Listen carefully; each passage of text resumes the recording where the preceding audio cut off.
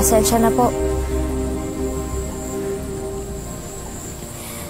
Kung ano man po yung dinadala niyong mabigat, kanta niyo na lang po. Nang sa ganun, mawalang buhay at walang sasagasan na truck. Yun ba ginagawa mo kaya ako kumakanta? Oo, nadinig kita. Ilang taon ka na ba? 15? 16? Kung makangangaw ka, parang pasan mo buong daigdig ah. Hintayin mo umabot ka sa edad ko. Baka hindi mo kayanin. Ganun po ba yun, Manong? Dahil bata po ako, hindi na po ako pwede magkaroon ng problema. Hindi na pwedeng mabigo. Hindi na pwede magkamali.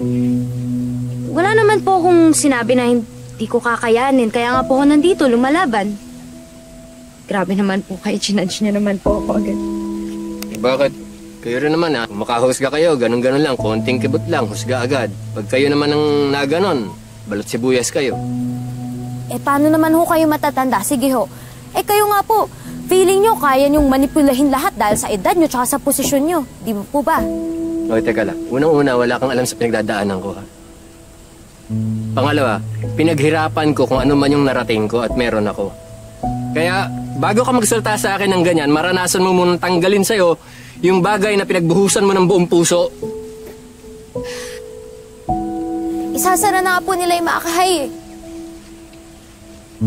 Di man lang nila kami inisip ng mga estudyante nila. Yun na lang po yung natitira sa amin. Sa akin. Paano po pag mawala pa yun? Hindi ko na po alam kung anong gagawin namin. Kaya huwag niyo po sasabihin sa akin na wala po akong alam sa mga bagay na yan. Lalo na't kung yung tanging pag-asa namin yung pilit na inagaw sa amin.